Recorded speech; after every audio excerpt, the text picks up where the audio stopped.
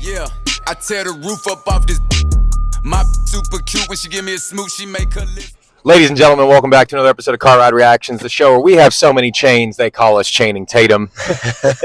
We just walked out of Roofman, Channing Tatum's new movie with Kirsten Dunst, Peter Dinklage, Lakeith Stanfield, a few other a few other cameos in there. What'd you think, Ken? I actually really enjoyed this movie, man. That was a fun time. I'm gonna go an 8. Okay. I really enjoyed it, actually. It's obviously based on a true story, so you can take trying to say, oh, that wasn't realistic. It actually happened, so let's get that out of the way first. Second, I just really enjoyed the fun aspect of it, even though it's a serious concept and seriously what's going on. It's not good, but it's also really funny. I like the idea of it being a dramedy, or them selling it as a dramedy more than a comedy, because that was more of what it was. It was really funny at times, but it was a lot of serious things going on, and the plot line of him having a strong relationship with the girl Lee, and then her kids and everything. So I really enjoyed it, honestly. What about you? Would it be a stretch to say this is my gem of the year? This is the it was way better. I thought it was going to be a good movie. Than you expected? Yeah. Way better than I thought. I'm going to go a little higher than you. I think I'm going to go 9. Okay. And I actually think the first hour of that movie was as good as any hour of any movie I've seen this year. I was watching the first half of that movie. It was like, am I going to give this a 10? Am I really going to give this a 10? And then once it kind of settled out and you saw less of the strategy of how he was going about it, it slightly cooled to me. It wasn't a perfect movie anymore at that point, but this movie rocked, man. I loved it. I thought, one of Channing Tatum's better actors. He was great in it. Another thing I was thinking about during this, in our question corner that we just shot, we were talking about biopics versus documentaries. Yeah. This is a good example of I think this was a better way to do it than a documentary. Because a documentary would be cool for this too, but we got to ride the emotion of the characters with them in this. Yeah. And I was thinking that. I was like, this was a good, because I'm sure they have done docs on this, but I really appreciated the way they shot this movie. 100%. Yeah. And I agree with definitely the first hour part. And I definitely agree where it started to kind of lose me, or not lose me at all, really. More so just where it was kind of cooling off a little bit, was just the idea of him not really being as smart as he was all in the first hour of the movie. He started to make a lot of really dumb decisions. And to be fair, maybe that's exactly kind of, how he got caught, which is, he's getting caught up, in the relationship. His buddy Sarge is literally telling him, do not do that, that and any of that stuff. But he can't help himself. He's too nice of a guy. Yeah. So I definitely understand that. And maybe that's why I'm kind of knocking it a little bit, just for, just be the smart guy and stop doing that. Stop putting yourself in bad situations. But, other than that, really, really enjoyed that movie. That was a fun time. Well, the worst decision he made to me in the movie, obviously, because it's the one that got him caught at the end, was he went to the dinner. And in my head, I was like, this is Mr. X-Ray superpower. He knows he's about to get caught. And then so I really appreciated the ending narration was him saying, maybe I knew I was going to get caught. Maybe I let myself. I just couldn't not say goodbye, because that I think was true to his character, like you said. I think it was, he had it up here. He didn't have it here. He had the mindset to be a criminal. He didn't have the heart to be a criminal. Yeah. Which it's kind of interesting to me, that this movie, he's still in jail. I wonder what made them make this movie. Who was sitting there that was like, we should tell this tale. And I'm glad they did. I loved it. I want to know if they had any, connection with him, or talked to him or reached out to him to get his perspective on things, because I do want to know how in depth they were, and if all of that is just common knowledge that we're all supposed to know, or if they really had to reach out to him and get some of those details. They said 04, so we would have been 9, 10, 11. How did any of this ring a bell to you? No, I had never heard of it at all until the trailer came out, and then I was like, that's a cool concept. I'm thinking of it's like a fiction, and then I found out it's a real story. I was like, oh my goodness gracious, that's crazy. So I didn't have any context or anything like that. Yeah, none of it rang a bell to me, but when at the very beginning of the movie, when you saw him banging through the roof, it reminded me when I was living in Louisville a few years back. There was a card shop that got robbed. This was right after COVID, right during COVID, when the card industry kind of had a resurgence. Yeah. And someone broke into a card shop and stole a bunch of shit. And how they did it was they broke in through the roof. Yeah, and I remember, and like as that was happening, I was like, I wonder if they got that idea from that guy. Yeah. Huh. But man, that was such a good movie. Who is your favorite? We said Shannon killed it. Yeah.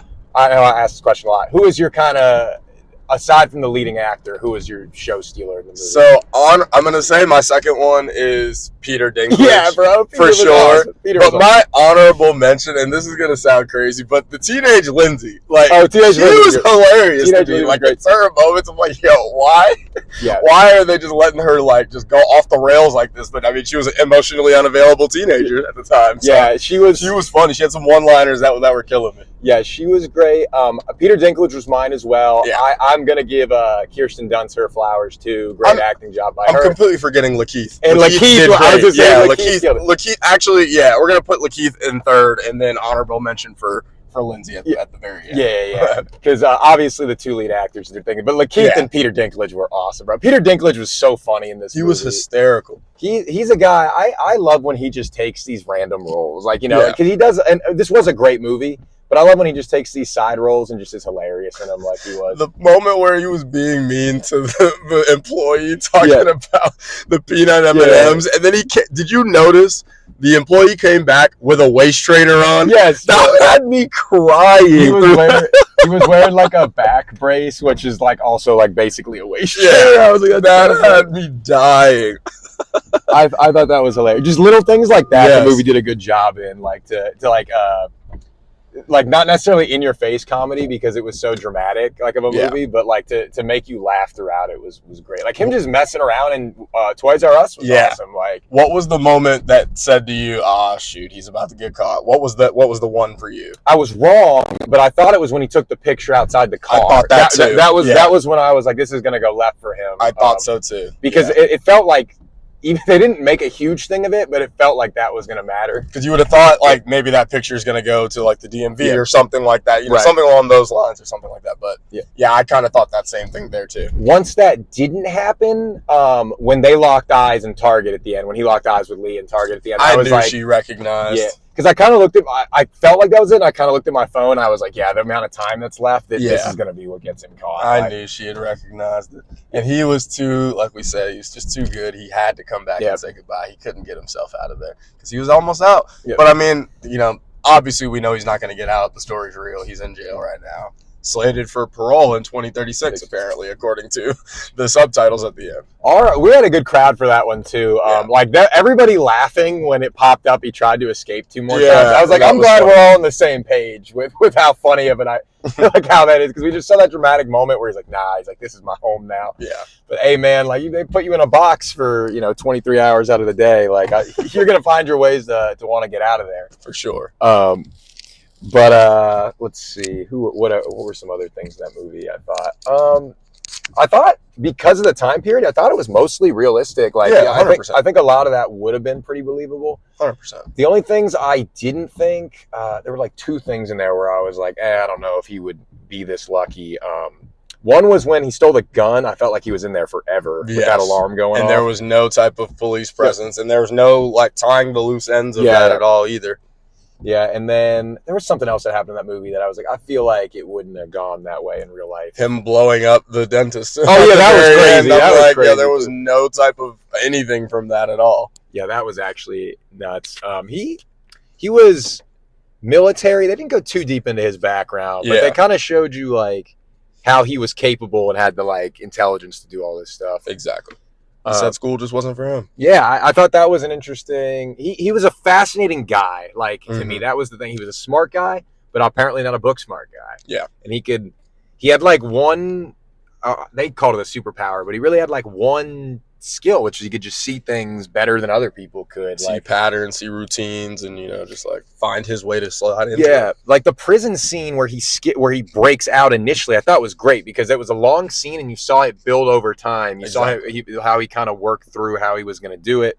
I thought that was really cool and really well done. Little Shawshanky. But yeah, it's one of those where it's like, it's a true story and you still can't believe. I will look up to see like how realistic it will. Like Mojo, top 10, they always drop like things like what they got right and what they got wrong for movies like this. Exactly. So I'm really excited to see what they got right and wrong for this. I bet it's pretty accurate, to be honest. The one thing I do wish that they would have gone, and maybe just a little bit earlier in the beginning, when they showed him, I guess, breaking into the McDonald's. I guess they said that was the 45th one. Yeah. I kind of wish we would have saw like 5, Yeah. or like 3 of them to see like that build up over time. Like you said, we saw him build up the time in prison, figuring out how to get out. So I would have liked to just see us or him build that up and build the money up and stuff like that. But aside from that, that's just nitpicking. Yeah, it would have been cool because he went out of his way to say like all the restaurants are basically modeled the same. Yeah. So like if he broke into one, he could do it. He could do it at all of them, but we only saw the one. Yeah, so. I know you got to spend money. Like they had a deal with McDonald's to do that, but it would have been interesting to see him like break into like a Burger King or a KFC because like and struggle with it differently. Because it was funny to see him break into the wrong building when he did that, when he went into the pawn shop and he ended up in the Chinese restaurant. Like that was arguable. I think that was one of the funniest things in the movie to me. Like, so like it would have been interesting to see him like kind of have to work through. But I think they didn't. I think they didn't want to spend so much. They didn't time want to bog it down. Yeah. I think they nailed it. They definitely executed it perfectly. That's just me wanting more, honestly, because I actually really enjoyed it. Because they spent about half the movie showing you who he was, how he got out of jail, and about half the movie like him on the run, his relationship with Lee. Mm-hmm. And I thought that was a good like balance of the movie. Yeah. I loved it, man. I really loved that movie. My gem of the year so far. And for clarifying, gem meaning diamond in the rough, like saw the trailer, just like, we'll go check it out type of thing. Yeah, I like that. I would put it right in my tier under that top 4 movies I have right now for the year. It's right in there underneath it. It's right underneath those. Yeah. Any other final thoughts on that one? No, not really. Go see that one for sure. Definitely go see it. What about trailers? What's your favorite trailer? Running Man. Man. We're just excited for that movie. And honestly, I feel like we've seen all the other trailers. And with this movie specifically, I think they tailored some of the trailers to more rom-com-ish type of movies and things like that. I didn't really find too many of those that attractive, so Running Man for me. Yeah, Running Man. I'm glad they moved it back a week because that was something that I really wasn't sure if I wanted to see Predator or that first. So I'm glad that we don't have to make that decision anymore. Because those, even if there's other things we want to see, those will be the top movies that week. No doubt. We didn't get this trailer this time, but I forgot to mention it last time. Begonia, man. Yeah. Begonia. With Emma Stone, right? Emma Stone and Jesse Plemons, which Jesse Plemons is actually married to Kirsten Dunst in real life. So that's hilarious. It's kind of a fun tie-in right there. But that Begonia trailer looks interesting to me because it looks like one of those movies where you're going to watch the whole movie and really not know if she's an alien like he's saying or he's just batshit crazy and just kidnapped this woman for no reason. Yeah. And I love movies like that like, because I feel like when it starts, it's going to be fairly obvious that he's batshit crazy. Mm-hmm. And then I think things will happen throughout the movie that'll make you be like, I don't know. Is he batshit crazy or is she an alien? And I just love movies like that, if done well. If the answer is better than the question, that's part of it. But I like that. I'm really excited for that one. Yeah. So I don't know what we got next coming up. I know we got Running Man and Predator next month, but I feel like we got something else coming out before then. Something soon, probably. I'm going to see Tron tomorrow. Not looking forward to it, but hey, maybe it'll surprise. I'll let y'all know. And then, we'll be back soon. Final thoughts, Ken? Go see it. Go see it for sure. I want to go get to the roof of your building right now. Yeah, absolutely. Buy security, that's for sure, too. Later, y'all. Have a good one.